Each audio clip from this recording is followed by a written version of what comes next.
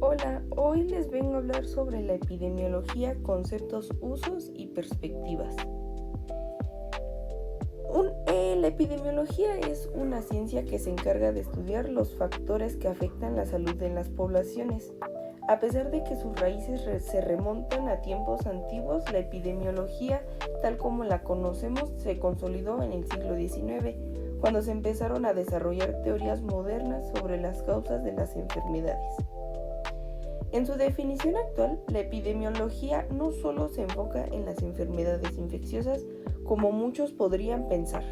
Hoy en día también se ocupa de problemas de salud como la violencia, la obesidad o incluso la drogodependencia. La idea principal es entender qué factores sociales, ambientales o biológicos influyen en la salud de las personas dentro de una población. El principal objetivo de la epidemiología es identificar las causas de los problemas de salud y entender cómo se distribuyen entre diferentes grupos de personas. Esta nos ayuda a detectar patrones y factores de riesgo, lo que es clave para poder aplicar políticas de salud pública efectivas que prevengan enfermedades antes de que éstas ocurran.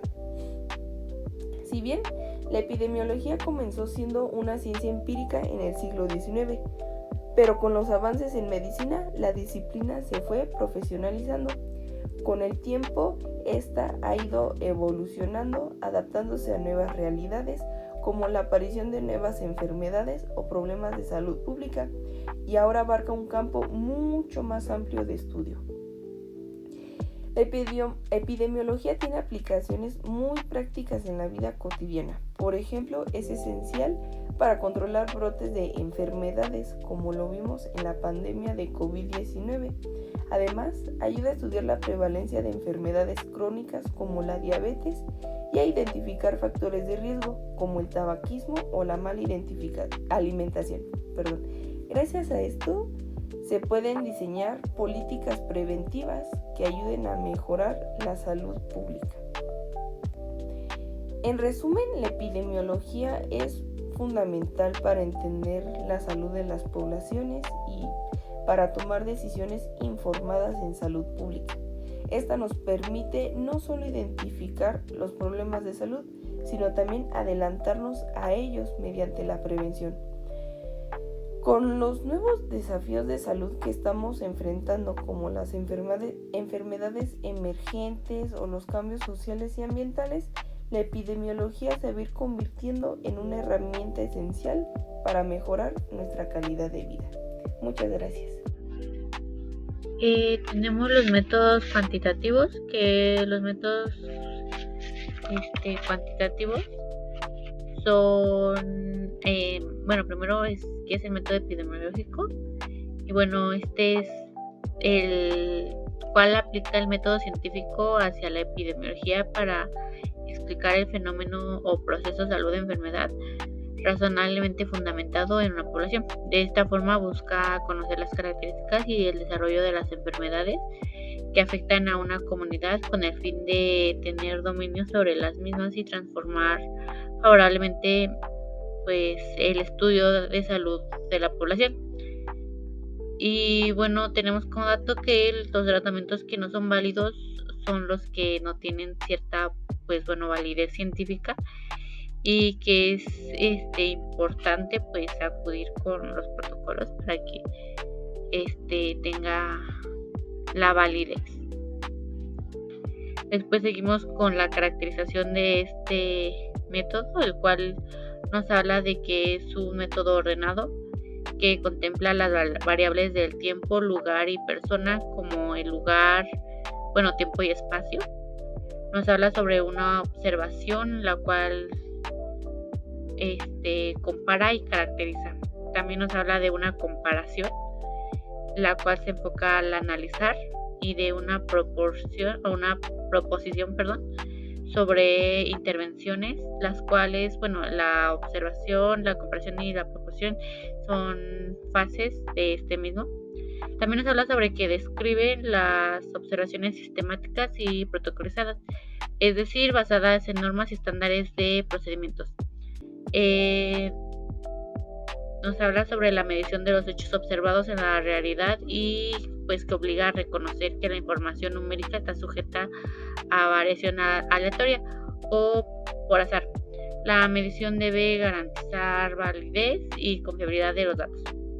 También nos habla sobre una comparación, la cual nos dice que es el análisis al comparar datos, lo observado con lo esperado, buscar relaciones o asociaciones entre hechos, y la comparación debe considerar precisión y variabilidad de los datos. También está el que propone, la explicación debe evaluar al azar los riesgos y la confusión y las causas, y finalmente pues intervenir en busca de modificar realidad para predecir e infundir en la toma de decisiones en beneficio a la salud de la población. Tenemos la diferencia de métodos, tenemos el método científico, el clínico y el epidemiológico, pero nos vamos a enfocar en el científico y el epidemiológico. Nos habla sobre sus pasos del científico, la cual es la observación, la hipótesis, la experimentación, la comparación y la teoría o ley. En cambio, en el epidemiológico existe la fase descriptiva, el planteamiento de la hipótesis y la fase epidemiológica o analítica. Su objetivo especialmente del epidemiológico es la salud, mientras que en el científico nos habla sobre ser un objeto de fenómeno. Y bueno, también nos habla sobre que la diferencia de esta es que el universo de estudio es en el epidemiológico, pues bueno, es la población de tamaños variados delimitados por zonas de acuerdo a factores de riesgo, y pues su unidad de estudio es la misma población con patología en un tiempo y lugar determinado. Tenemos después las estrategias, la cual nos habla sobre pues la finalidad del estudio, que puede ser descriptivo o analítico, e incluso también puede llegar a ser experimental. Tenemos la unidad de análisis, que estos son todos los estudios estratégicos epidemiológicos a estudiar con problemas de salud, que puede ser un individuo cuando se utilizan datos de cada sujeto, o de población cuando se ocupan los datos igual pero a cierto grupo de individuos. Puede ser países, regiones, ciudades, descritos, familias, colegios, empresas, etc. Y estos suelen llamarse estudios ecológicos. Y también la direccionalidad de esta se determina de acuerdo al orden para estudiar la asociación entre causa y efecto bajo tres posibilidades, la cual sería hacia adelante, en la cual se estudia desde la causa hacia el efecto, y en esta se pueden aplicar los estudios de coherentes. Después están hacia atrás, la cual esta se estudia desde el efecto para saber las causas, como por ejemplo esto se aplicará en los estudios de casos y controles. En los primeros puntos se toma como factor al tiempo y engloban bajo el término de estudios longitudinales. Y también tenemos el simultáneamente o sin direccionalidad, y nos habla sobre la exposición y el efecto, que son evaluados a la vez asociados a estudios transversales. Y por último tenemos la clasificación de los estudios epidemiológicos, el cual nos habla sobre tres distintas etapas, que son primero es la descriptiva, la cual pues nos tiene como tipos de estudio casos o brotes ecológicos de comunidad o diagnósticos de salud.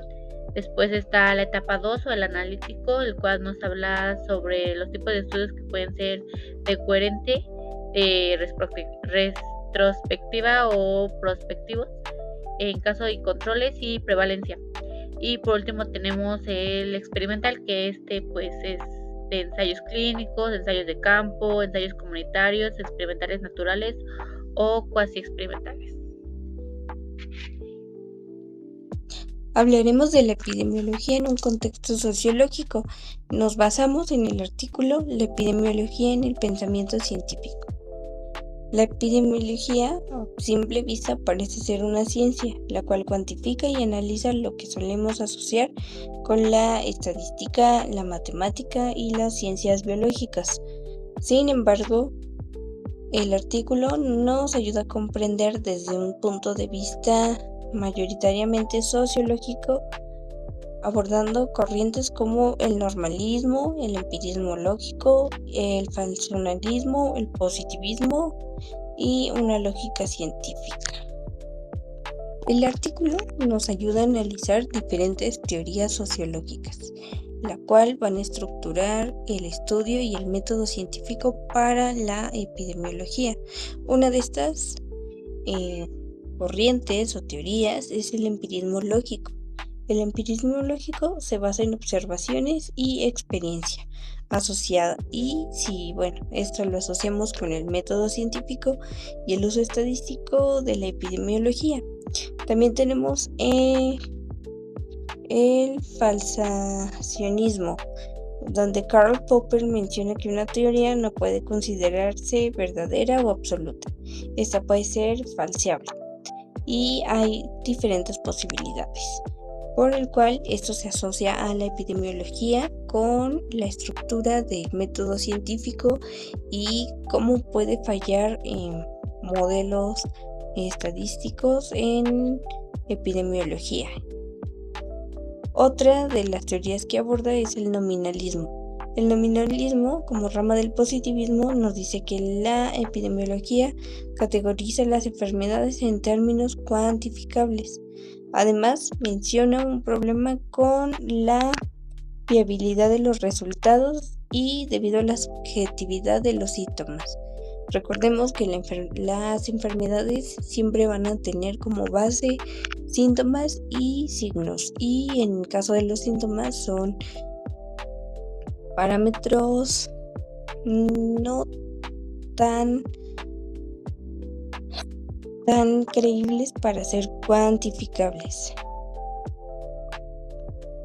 Finalmente, además de mencionar diferentes corrientes sociológicas y filosóficas, el artículo nos menciona diferentes estrategias para comprender la epidemiología y asociarlo con estructuras filosóficas y sociológicas.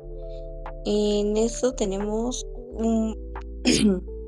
para finalizar, vamos a hablar sobre Karl Popper, que nos va a mencionar que la ciencia confirma la teoría si no trata de falsearlos, por el cual, desde un punto de vista sociológico, si bien es altamente cuantificable, la epidemiología constantemente puede someterse a cambios.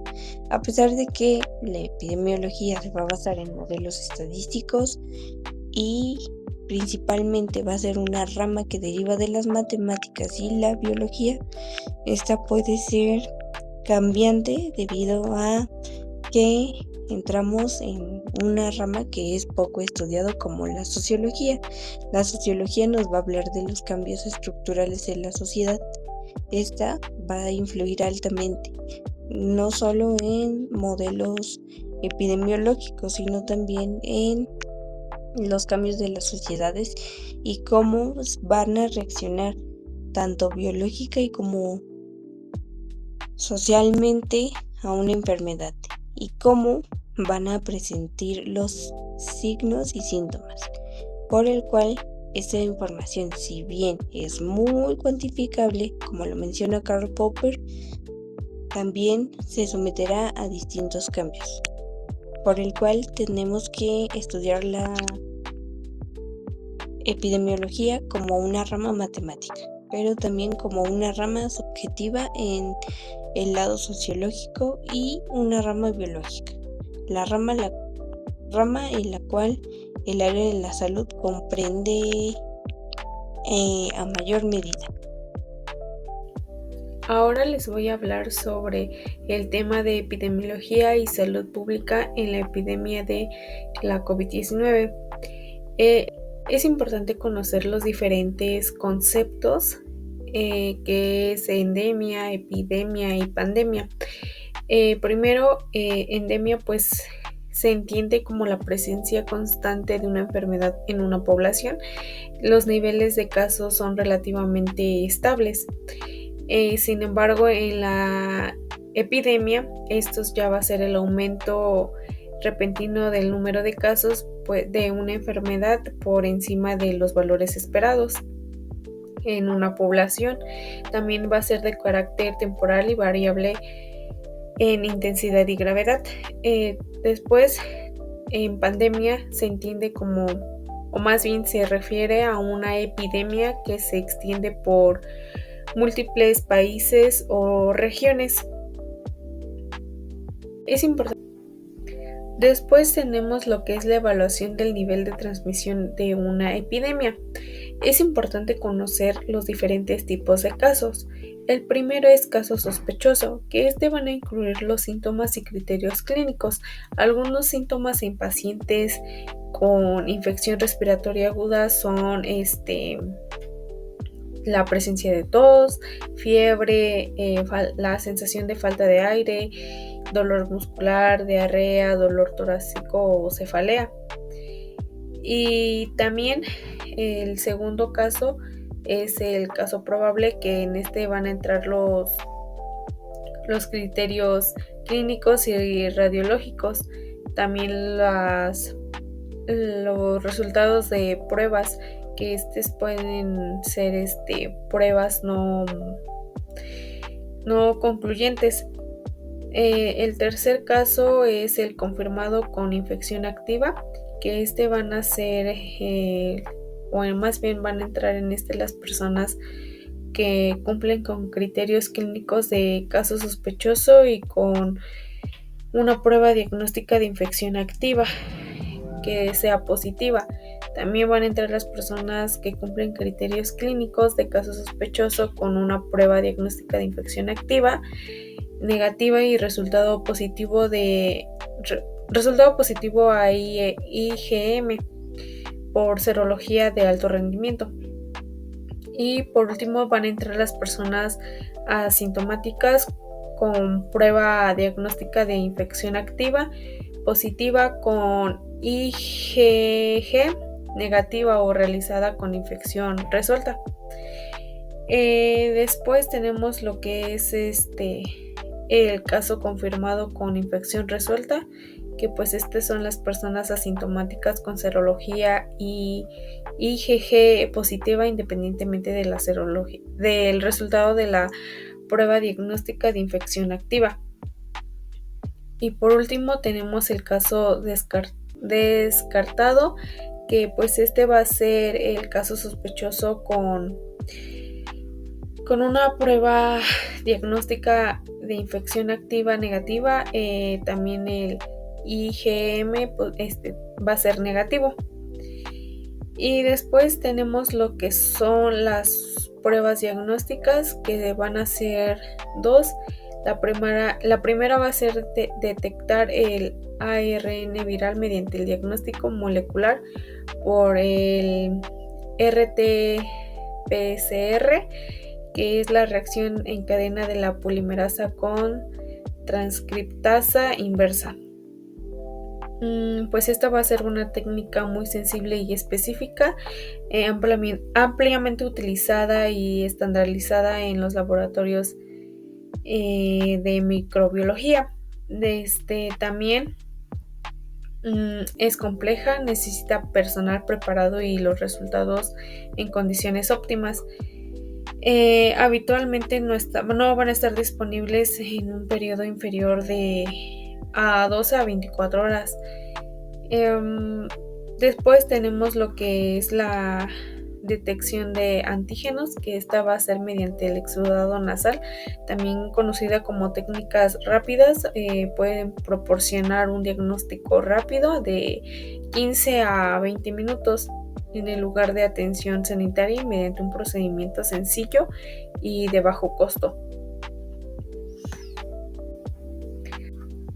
Después tenemos lo que son los mecanismos de transmisión, que el primero pues va a ser por transmisión de gotículas, que pues este virus de SARS-CoV-2 puede transmitirse con contacto directo o indirecto o también estrecho con personas que estén infectadas. Esta va a ser a través de secreciones contaminadas como son la saliva, las secreciones respiratorias o las gotículas respiratorias que se van a expulsar cuando una persona infectada tose, estornuda, habla o canta. Las gotículas respiratorias tienen un diámetro de 100 a 1000 micrómetros. Después tenemos lo que son la transmisión aérea, que esta se define como la propagación de un agente infeccioso causada por la diseminación de núcleos goticulares de al menos 100 micrómetros y pues van a seguir siendo infectantes tras permanecer suspendidos en el aire por tiempos prolongados y viajar distancias largas. También tenemos el medio de transmisión por fomites, que estas van a ser las secreciones respiratorias o las gotículas que las personas infectadas expulsan. Pueden contaminar pues las superficies y los objetos, lo que produce los fomites.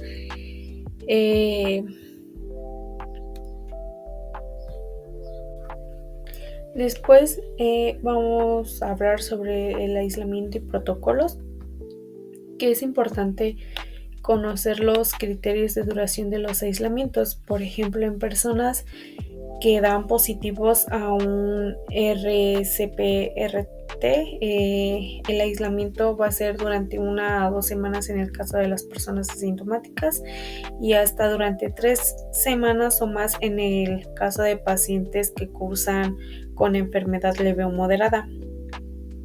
Y sin en cambio en el ARN del SARS-CoV-2 se ha detectado en pacientes entre 1 y 3 días antes de la aparición de los síntomas. Y también se tiene en cuenta que las personas asintomáticas son quienes principalmente transmiten el virus del SARS-CoV-2. También es importante conocer el protocolo para el control de la transmisión por la COVID-19, que pues en este se van a estar utilizando indicadores para valorar el riesgo de transmisión de la COVID-19 en la población, y también se va a evaluar el nivel de utilización de los servicios sanitarios. Después tenemos esta tabla que va a ser referente al protocolo que anteriormente se habló. Este va a ser, o más bien los indicadores va a ser la evaluación del nivel de transmisión y el nivel de utilización de los servicios asistenciales por COVID-19. Y pues aquí se puede ver que la valoración de riesgo va desde nueva normalidad, bajo, medio, alto y muy alto. Pues aquí se va a tener lo que son los resultados, ya sea mayor a o menor a también.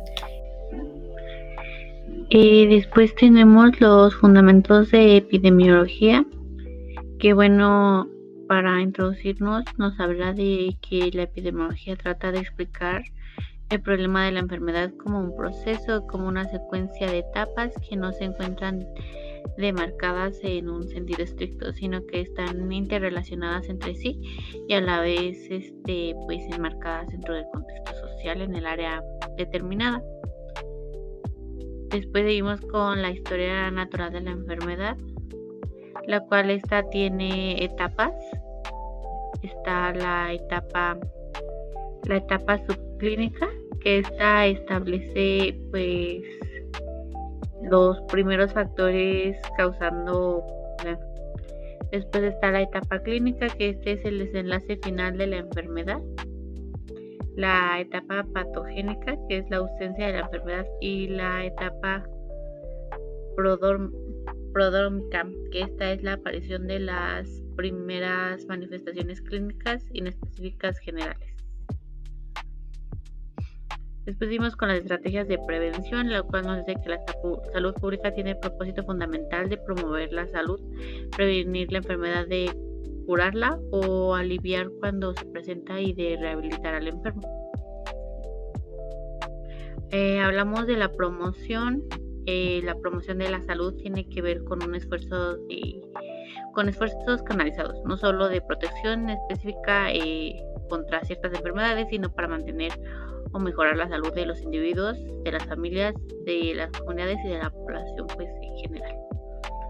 La prevención trata de las medidas directas que bloquean la enfermedad, limitan o impiden el progreso de la misma en cualquier momento del curso o cualquier etapa de su historia natural. Tenemos la prevención primaria y la prevención secundaria. Un ejemplo podrían ser las vacunas. Y tenemos el uso de la epidemiología, que esta es medir la naturaleza y magnitud de los problemas causados por las enfermedades en la comunidad, y lo mismo que la variación de la patología según tiempo y lugar. También tenemos que otro uso puede ser el aclarar el enfoque clínico de la enfermedad, estudiándola a través de su historia natural y social. El siguiente es estudiar la etiología de la enfermedad, estimando el riesgo de enfermar de acuerdo con ciertos factores ambientales a los cuales se expone el individuo en la comunidad. Predecir el curso de las enfermedades tanto a nivel comunitario como a nivel individual mediante el enfoque probabilístico. Obtener una comprensión más profunda de los procesos biológicos. Identificar nuevos síndromes, planear el estudio etiológico de los eventos de la salud. También tenemos el vigilar la patología de un área y los programas insaturados por los organismos sanitarios y contribuir a los aspectos de planificación en salud para su evaluación. Por último, también tenemos el evaluar los procedimientos diagnósticos clínicos y paraclínicos, de lo mismo que los terapéuticos. Y bueno, todo esto es con el fin de prevenir ciertas enfermedades o ciertas